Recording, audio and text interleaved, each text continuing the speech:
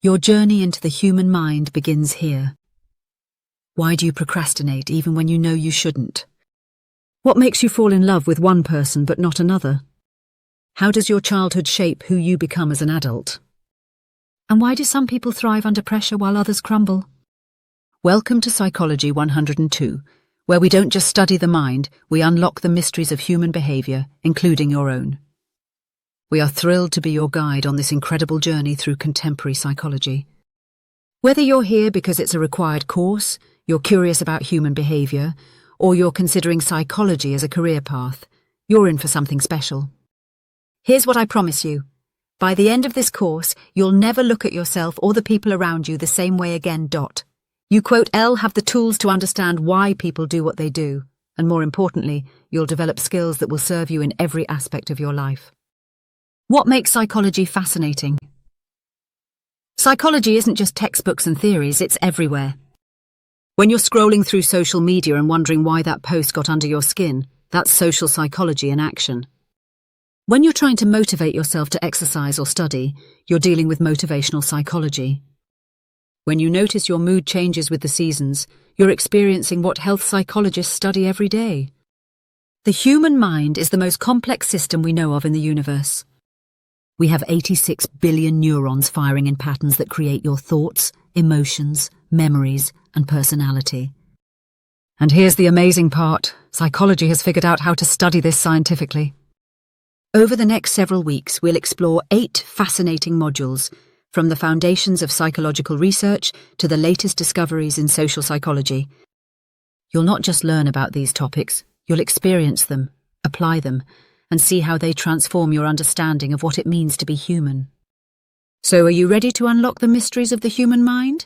Your journey into Psychology 102 starts now. Module 1, Foundations and AMP, Research Methods, the Science Behind Understanding Ourselves. Lesson 1.1. What makes psychology a science? Picture this. You're at a coffee shop, and you notice that people sitting alone tend to choose tables near the window, while people in groups gravitate toward the center of the room. Is this just a random observation, or is there something deeper going on about human behavior and space? This is where psychology as a science begins, with curiosity about human behavior. But here's what separates psychological science from casual people watching. We have rigorous methods to test our observations and turn them into reliable knowledge. The scientific method in psychology. Psychology follows the same scientific method used in physics or biology, but we're studying something far more complex, the human mind and behavior. Let's break this down. Step 1. Observation and questions. We start with careful observation. Maybe you notice that students who sit in the front row seem more engaged in class. That's your starting point. Step 2. Hypothesis formation. Next, we form a testable prediction. Students who choose to sit in front rows will score higher on engagement measures than those who sit in back rows. Step 3. Research design. Now we design a study to test this. We might randomly assign students to different seating positions and measure engagement through multiple methods. Step 4. Data collection and analysis. We gather data systematically and analyze it using statistical methods to determine if our hypothesis is supported. Step 5. Interpretation and peer review. Finally, we interpret our results, acknowledge limitations, and submit our work for other scientists to evaluate. ***. Research methods overview. Psychology uses several research methods, each with strengths and limitations. Experimental research, the gold standard for establishing cause and effect. We manipulate one variable and observe its effect on another, while controlling for other factors. Correlational research. When we can't manipulate variables ethically, we examine relationships between naturally occurring variables. Observational research. Sometimes the best way to understand behavior is simply to watch it carefully in natural settings. Survey research. We can gather information from large groups about attitudes, behaviors, and experiences. Case studies. Deep, detailed examination of individual cases that can provide rich insights, especially for rare phenomena. ***. Critical thinking in psychology. Psychology isn't just about learning facts. It's about developing critical thinking skills. We quote, LL learn to question assumptions, evaluate evidence, and think scientifically about human behavior. Throughout this course, we'll practice distinguishing between correlation and causation, recognizing bias, evaluating sources, and thinking beyond common sense explanations. Lesson 1.2. Ethics in Psychological Research. The importance of ethics. Before we dive into the fascinating findings of psychology, we need to address a crucial question. How do we study human behavior ethically? Psychology has learned hard lessons about the importance of ethics. Historical studies like the Stanford Prison Experiment and research on vulnerable populations taught us that the pursuit of knowledge must never come at the expense of human dignity and well-being. Modern ethical principles. Today, all psychological research follows strict ethical guidelines. Informed consent. Participants must understand what they're agreeing to, including any risks or discomforts. Right to withdraw. Participants can leave a study at any time without penalty. Debriefing. Researchers explain the true purpose of studies afterward, especially if deception was necessary. Confidentiality. Participant information is protected and anonymized. Risk-benefit analysis. The potential benefits must outweigh any risks to participants. Asterisk. Ethics in practice. These aren't just rules. They're fundamental to good science. Ethical research produces more reliable results because participants can trust the process and respond more naturally. Module 2, Motivation and Emotion, What Drives Us and How We Feel. Lesson 2.1, Understanding Motivation. It's 6 a.m. Your alarm goes off. Some days you spring out of bed ready to tackle your workout. Other days, you hit snooze 5 times and feel guilty about it for the rest of the day. Same person, same alarm, completely different responses. What's happening here? Welcome to the fascinating world of motivation, the internal processes that activate, guide, and sustain our behavior toward goals. Theories of motivation. Psychologists have developed several theories to explain what motivates us. Maslow's hierarchy of needs. Abraham Maslow proposed that we're motivated by a hierarchy of needs, from basic physiological needs like food and safety, up to self-actualization, becoming the best version of ourselves. Drive reduction theory. This suggests we're motivated to maintain homeostasis. When we're hungry, thirsty, or uncomfortable, we're driven to satisfy these needs and return to balance. Self-determination theory. Modern research shows we're intrinsically motivated by 3 basic psychological needs: autonomy, feeling in control; competence, feeling capable; and relatedness, feeling connected to others. Asterisk.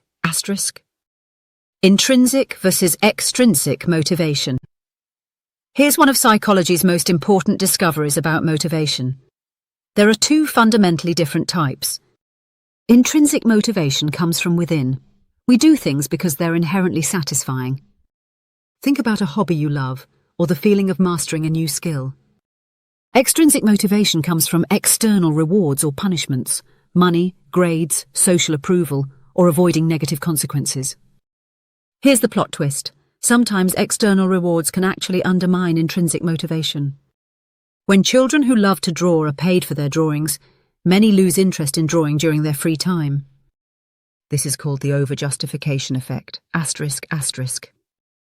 Lesson 2.2, The Science of Emotion. What are emotions? Emotions are complex psychological and physiological experiences that involve 3 components: subjective feelings, physiological arousal, and behavioral expressions. Think about the last time you felt truly afraid. You probably experienced the subjective feeling of fear, physical changes like increased heart rate and sweating, and behavioral changes like freezing or wanting to run away. Major theories of emotion. How do emotions work? Psychologists have debated this for over a century. James Lange theory. We feel emotion because of bodily changes. We see a bear, we run, then we feel afraid because we're running. Cannon-Bard theory. Physiological arousal and emotional experience occur simultaneously and independently. Shakta Singer theory. We experience arousal first, then interpret that arousal based on our environment to determine which emotion we're feeling. ***. Emotional intelligence. One of the most practical applications of emotion research is emotional intelligence, the ability to understand and manage emotions in ourselves and others. The 4 components are self-awareness, recognizing your emotions as they occur; self-regulation, managing your emotional responses effectively; empathy, understanding others' emotions; social skills, using emotional information to guide interactions. Research shows emotional intelligence predicts success in relationships, leadership, and overall life satisfaction, sometimes better than traditional intelligence measures. ***. Lesson 2.3 Motivation and Emotion in Real Life, Goal Setting and Achievement. Understanding motivation helps us achieve our goals more effectively. Research reveals specific strategies that work. SMART goals: specific, measurable, achievable, relevant, time-bound goals are more likely to be accomplished. Implementation intentions: instead of just setting goals, plan specific if-then scenarios. If it's 7 a.m., then I will go to the gym. Progress monitoring: regular check-ins on goal progress maintains motivation and allows for adjustments. ***. Emotional regulation strategies. Managing emotions effectively is a learnable skill. Cognitive reappraisal: changing how you think about a situation to change how you feel about it. Mindfulness: observing emotions without judgment, which often reduces their intensity. Problem-focused versus emotion-focused. Coping: sometimes we can change the situation causing stress, sometimes we need to change how we respond to it. ***. Module 3, Personality Psychology. What makes you you? Lesson 3.1, Defining and Measuring Personality, the Personality Puzzle. You probably know someone who's always optimistic, regardless of circumstances. Someone else who's naturally organized in every aspect of their life. Another person who's genuinely interested in everyone they meet. These consistent patterns of thinking, feeling, and behaving are what we call personality. But here's the intriguing question: is personality fixed, or can it change? And how do we measure something as complex as human personality scientifically? Trait theories of personality. The most widely accepted approach to personality today is trait theory, which suggests personality consists of stable characteristics that influence behavior across situations. The Big Five model identifies 5 major dimensions: openness to experience, how curious, creative, and open to new ideas you are. High scorers love art, ideas, and variety. Low scorers prefer routine and conventional approaches. Conscientiousness, how organized, disciplined, and goal-directed you are. This is the best predictor of academic and job performance. Extroversion, how outgoing, energetic, and social you are. But it's not just about being talkative, it's about how you respond to stimulation and social situations. Agreeableness, how cooperative, trusting, and empathetic you are.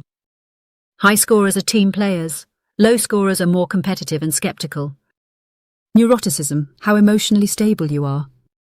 High scorers experience more stress, anxiety, and emotional ups and downs. ***. Personality assessment. How do psychologists measure personality? Self-report inventories, like the NEOPIR, where people rate themselves on various characteristics. Observational methods. Trained observers rate personality based on behavior in standardized situations. Projective tests, like the Rorschach inkblot test, though these are controversial and less reliable. Behavioral indicators. Looking at actual behavior. How someone organizes their living space, their music preferences, even their social media activity, can reveal personality traits. ***. Lesson 3.2, Personality Development and Stability, Nature versus Nurture in Personality. One of psychology's most important questions: is personality inherited or learned? Twin studies reveal fascinating insights. Identical twins raised apart show remarkable personality similarities. About 40, 60% of personality traits appear to be heritable, but environment matters too. Shared experiences, culture, and individual life events all shape personality. Birth order effects, parenting styles, and cultural factors all contribute to personality development, but perhaps not as much as we once thought. Can personality change? For decades, psychologists believed personality was fixed by age 30. New research tells a different story. Personality is relatively stable, but not unchangeable. Most people become slightly more conscientious and agreeable as they age. Major life events can trigger personality changes. Therapy and intentional effort can modify personality traits. Cultural changes can shift average personality levels across generations. The key insight: personality has both stable and malleable aspects. Lesson 3.3: Personality in action, personality and relationships. Understanding personality dramatically improves relationships. Similarity versus complementarity. Do opposites attract? Research shows we're generally attracted to people similar to us, but some differences can be complementary. The importance of conscientiousness and agreeableness for relationship satisfaction. How understanding your partner's personality can prevent conflicts and improve communication. Personality and career success. Certain personality traits predict success in different careers. Conscientiousness predicts success across almost all jobs. Extroversion is crucial for sales and leadership roles. Openness to experience predicts creativity and adaptability. Emotional stability, low neuroticism, is important for high-stress positions. But here's the key: there's no single best personality. Different traits are advantageous in different contexts. How we grow and change throughout life. Lesson 4.1: Childhood development, the developing brain. A human baby is born with about 100 billion neurons, nearly as many as an adult. But here's what's remarkable: the real magic happens in how these neurons connect. During the first few years of life, the brain forms connections at an astonishing rate, about 1,000 new neural connections per second. Then comes pruning, where unused connections are eliminated. This process shapes who we become. Attachment theory. One of psychology's most important discoveries concerns our earliest relationships. John Bowlby and Mary Ainsworth discovered that the quality of early caregiver relationships creates lasting attachment styles. Secure attachment, about 60% of people, had consistent responsive caregivers. As adults, they're comfortable with intimacy and independence. Anxious attachment, about 20%, had inconsistent caregiving. As adults, they crave closeness but worry about abandonment. Avoidant attachment, about 15%, had distant or rejecting caregivers. As adults, they value independence but struggle with intimacy. Disorganized attachment, about 5%, had frightening or chaotic early experiences. Shows inconsistent relationship patterns. The amazing part? These patterns often persist into adult romantic relationships. Cognitive development. Jean Piaget revolutionized our understanding of how children think. Sensory motor stage, 0–2 years, learning through senses and motor actions. Develops object permanence, understanding that things exist even when we can't see them. Pre-operational stage, 2–7 years. Language development, but thinking is intuitive rather than logical. Shows egocentrism, difficulty seeing other perspectives. Concrete operational stage, 7–11 years. Logical thinking about concrete objects. Understands conservation, that quantity doesn't change when appearance changes. Formal operational stage, 11+ years. Abstract thinking, hypothetical reasoning, and systematic problem solving. Asterisk, asterisk. Lesson 4.2: Adolescence and Emerging Adulthood, the Adolescent Brain. Why do teenagers make seemingly irrational decisions? The answer lies in brain development. The adolescent brain is still under construction. The emotional centers, like the amygdala, mature before the prefrontal cortex. This creates a gap between emotional intensity and rational decision-making. Risk-taking behaviors aren't just rebellion, they're partially neurobiological. Understanding this helps us support adolescents rather than just criticize them. Identity development. Adolescence is prime time for identity formation. Erik Erikson identified this as the central task of teenage years.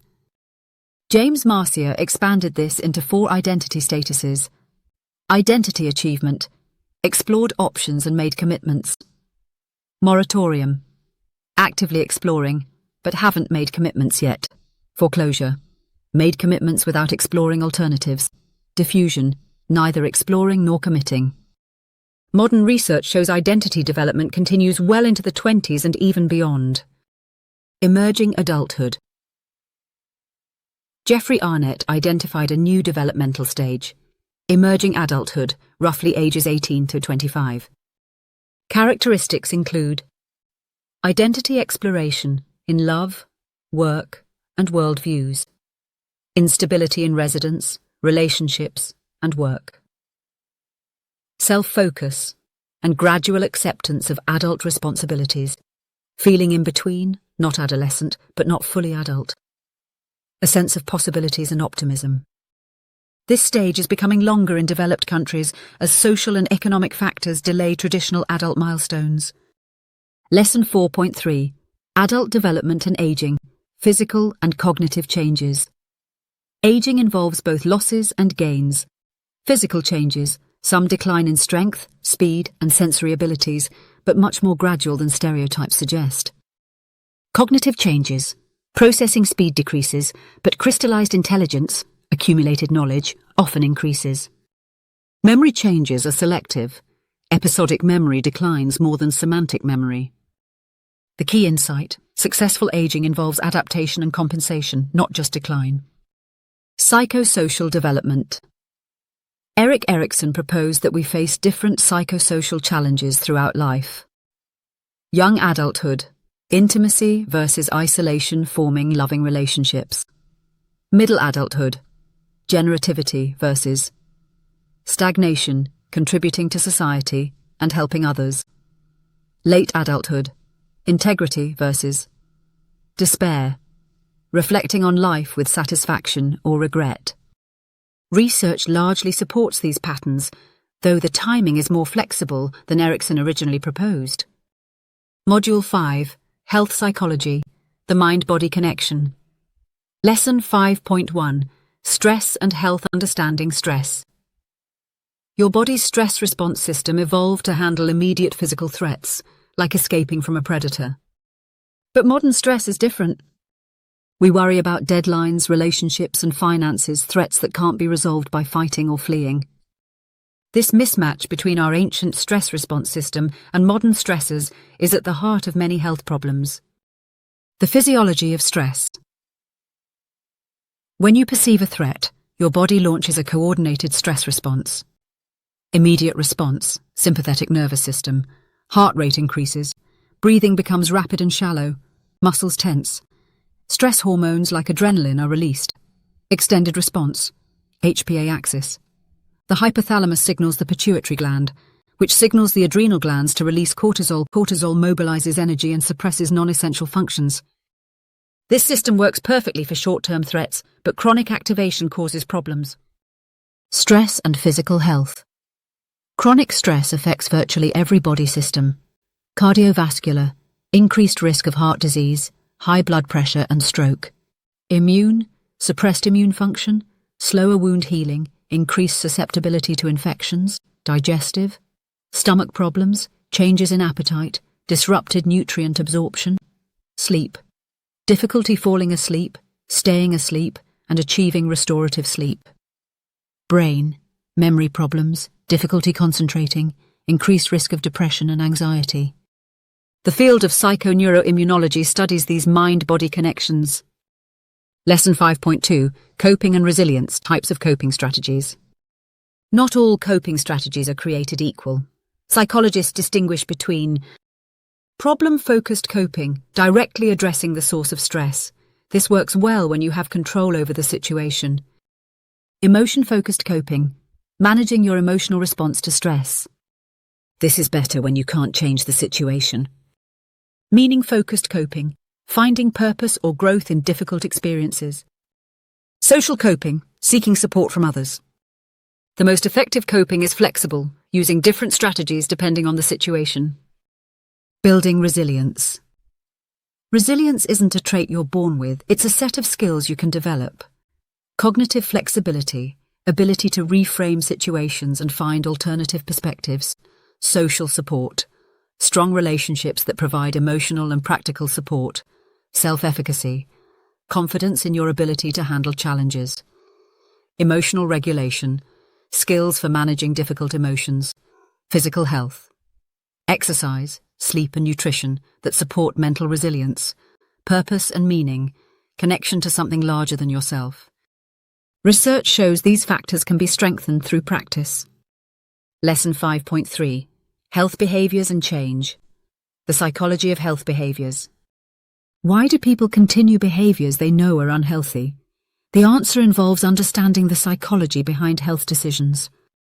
The health belief model suggests people change behaviors based on perceived severity of health threat, personal vulnerability to the threat, benefits of taking action, barriers to taking action, self-efficacy for making the change. But knowledge alone isn't enough. Changing behavior requires addressing psychological, social, and environmental factors. Behavior change strategies. Evidence-based strategies for health behavior change. Goal setting. Specific, measurable, achievable goals with deadlines. Self-monitoring. Tracking behaviors increases awareness and motivation. Social support. Enlisting friends, family, or groups for encouragement and accountability. Environmental modification. Changing your surroundings to support healthy choices. Cognitive restructuring. Identifying and changing thoughts that sabotage healthy behaviors. Relapse prevention. Planning for setbacks and getting back on track quickly. The key is finding strategies that work for your personality and lifestyle. Module 6. Psychological disorders. Understanding mental health with compassion and science. Lesson 6.1. Defining and classifying disorders. What is a psychological disorder? Mental health exists on a continuum. We all experience sadness, anxiety, and stress. These are normal human emotions. But when do these experiences become a psychological disorder?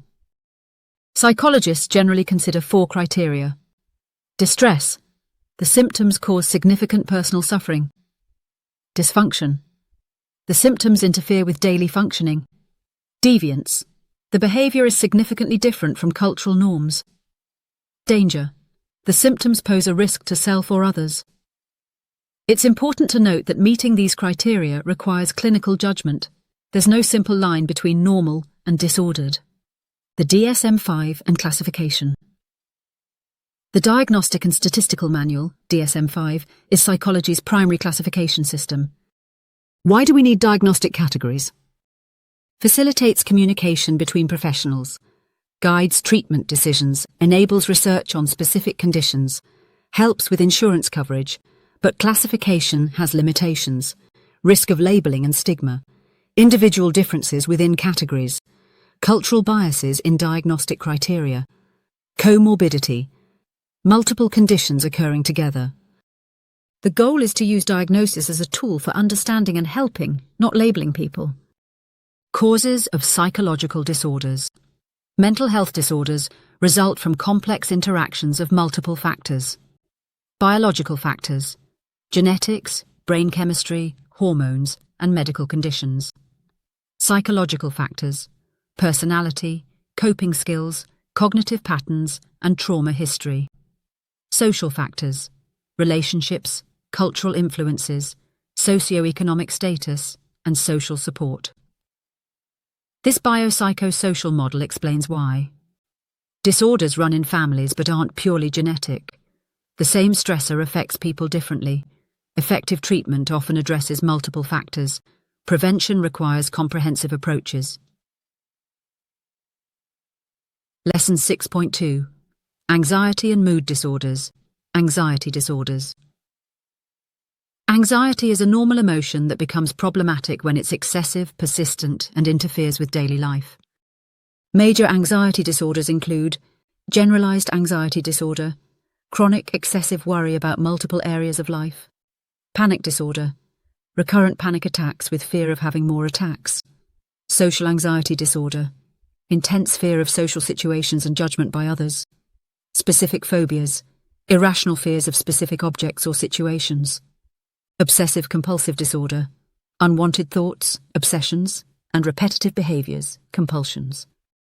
These disorders are among the most common mental health conditions, affecting about 18% of adults annually. Mood disorders. Mood disorders involve significant disturbances in emotional state. Major depressive disorder, persistent sadness, hopelessness, and loss of interest, changes in sleep, appetite, energy, and concentration. Affects about 8% of adults annually. Bipolar disorder, alternating episodes of depression and mania-hypomania.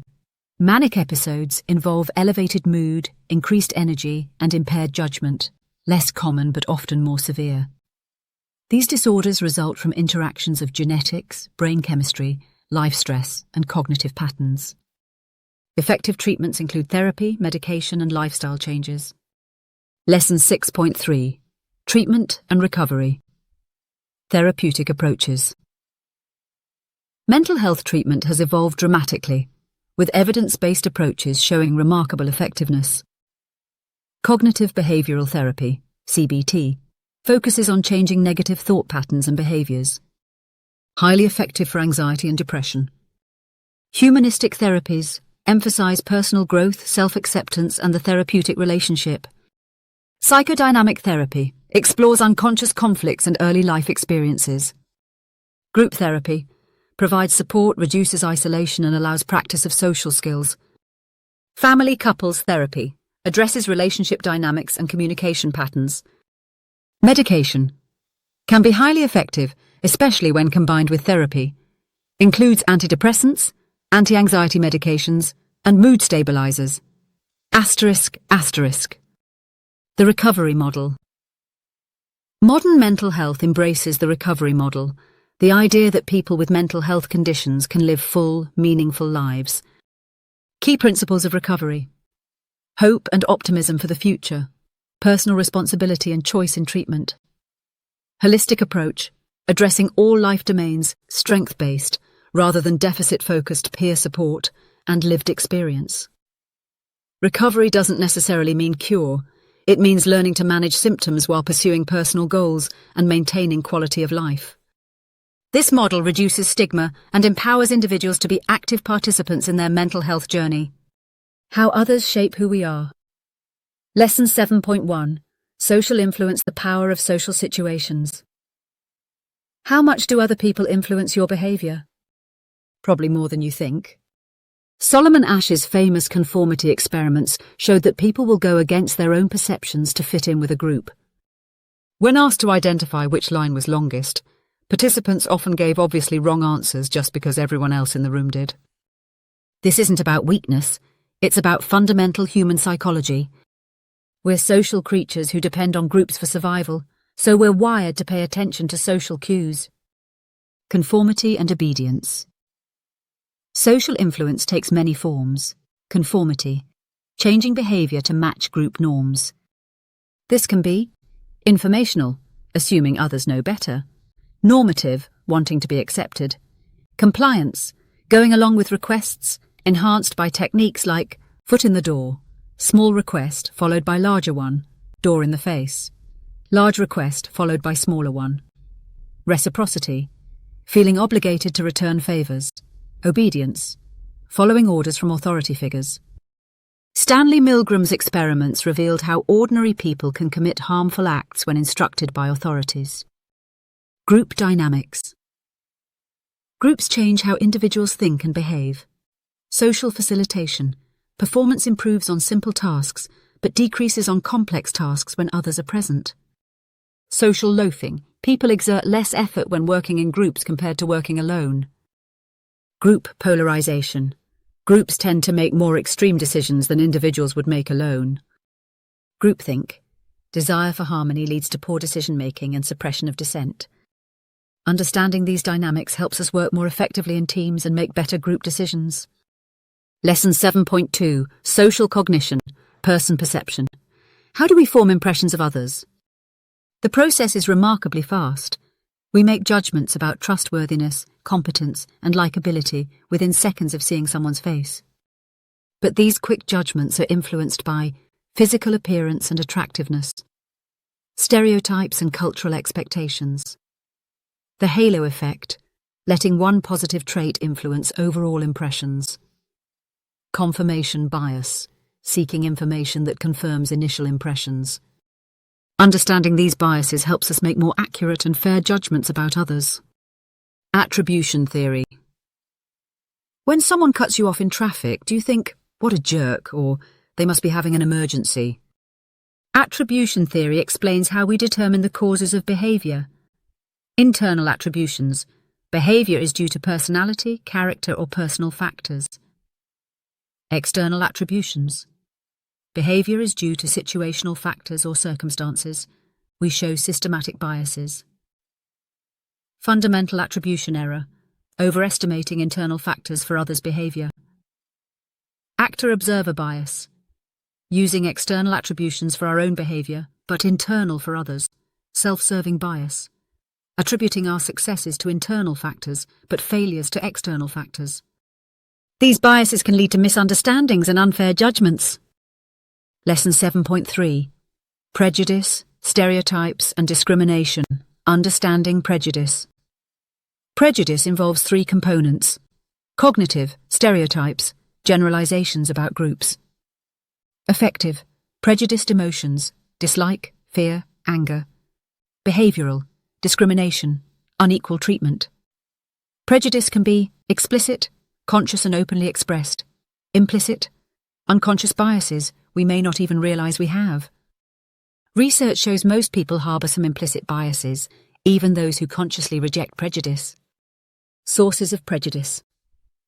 Where does prejudice come from? Social identity theory. We favor our in-groups and disfavor out-groups to maintain positive self-esteem. Realistic conflict theory. Competition for limited resources breeds prejudice. Social learning. We learn prejudices through observation and reinforcement. Cognitive sources. Mental shortcuts, heuristics that lead to oversimplified generalizations. Understanding these sources is the first step in reducing prejudice. Reducing prejudice. Research identifies effective strategies for reducing prejudice. Contact hypothesis.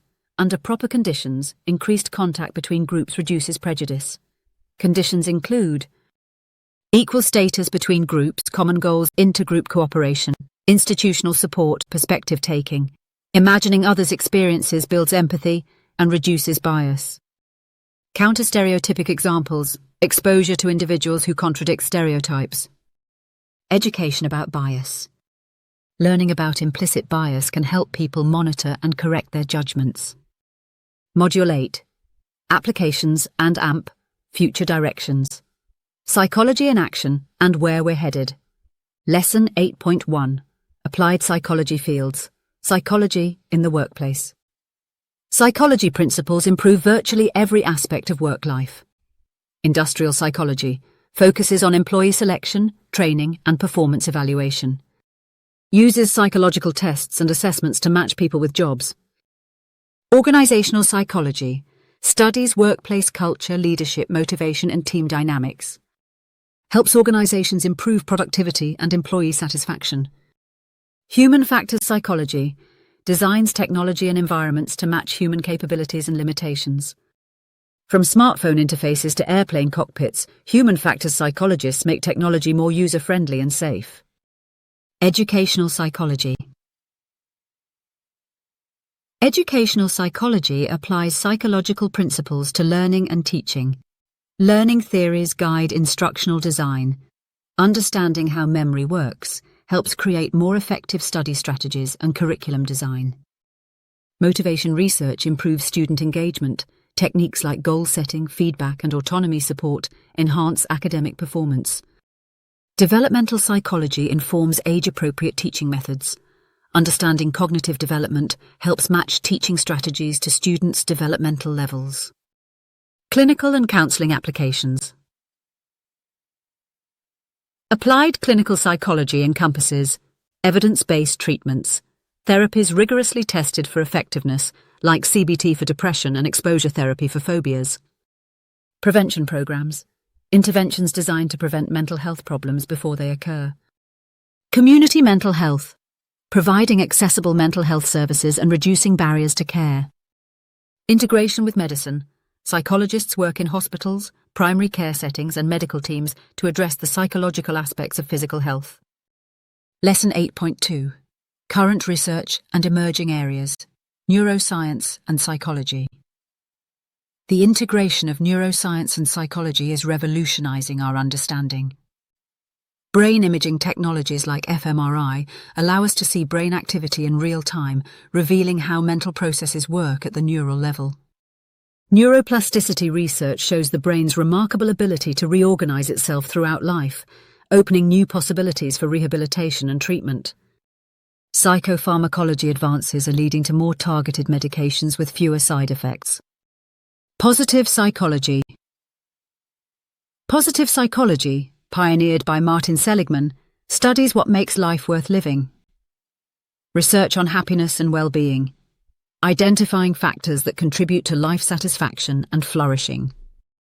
Character strengths and virtues, understanding and developing positive human qualities. Interventions for well-being, evidence-based techniques for increasing happiness, like gratitude practices and mindfulness meditation. Cultural and cross-cultural psychology. Psychology is expanding beyond Western educated populations. Cultural psychology examines how culture shapes psychological processes like cognition, emotion, and behavior. Cross-cultural research tests whether psychological findings generalize across different cultures, revealing both universal and culture-specific aspects of psychology. Indigenous psychologies develop culturally appropriate approaches to understanding and promoting mental health in different cultural contexts. Lesson 8.3. The future of psychology, technology and psychology. Technology is transforming psychological research and practice. Digital therapeutics, smartphone apps, and online interventions that provide accessible mental health support. Virtual reality therapy, immersive environments for treating phobias, PTSD, and other conditions. Artificial intelligence, AI assists in diagnosis, treatment planning, and understanding patterns in large datasets. Wearable technology, devices that monitor physiological indicators of mental health in real time. Integration and collaboration. The future of psychology involves increased collaboration. Interdisciplinary approaches combine psychology with fields like biology, computer science, economics, and public health, and precision medicine tailors treatments to individual genetic, biological, and psychological profiles. Global mental health initiatives address mental health disparities worldwide. Your role in psychology's future. Whether or not you pursue psychology as a career, you're part of its future. Critical thinking skills help you evaluate psychological claims and research in the media. Applied knowledge improves your relationships, decision-making, and understanding of yourself and others. Advocacy and awareness help reduce stigma and promote mental health in your community. Continued learning keeps you updated on new discoveries and applications.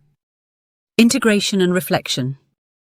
We've covered incredible ground together, from the biological basis of behavior to the social forces that shape us, from individual differences in personality to universal processes of development and learning. But here's what I want you to remember most. Psychology isn't just an academic subject. It's a lens for understanding the human experience in all its complexity and beauty. Key takeaways. As you continue your journey, remember these key insights. Human behavior is complex, usually involving multiple interacting factors rather than simple cause and effect relationships. Critical thinking is essential. Always evaluate claims, consider alternative explanations, and look for reliable evidence. Individual differences matter. What works for one person may not work for another, and diversity in human psychology is both normal and valuable. Change is possible. Whether it's learning new skills, changing habits, improving relationships, or overcoming challenges, psychological research shows remarkable human capacity for growth. We're fundamentally social beings. Our relationships and social connections profoundly influence our mental health and well-being. Continuing your learning. This course is just the beginning. Psychology is a rapidly evolving field with new discoveries constantly expanding our understanding. Stay curious, keep learning, and remember that the most important application of psychology is developing greater understanding, compassion, and wisdom in your own life and relationships with others. Thank you for joining me on this journey into the fascinating world of human psychology.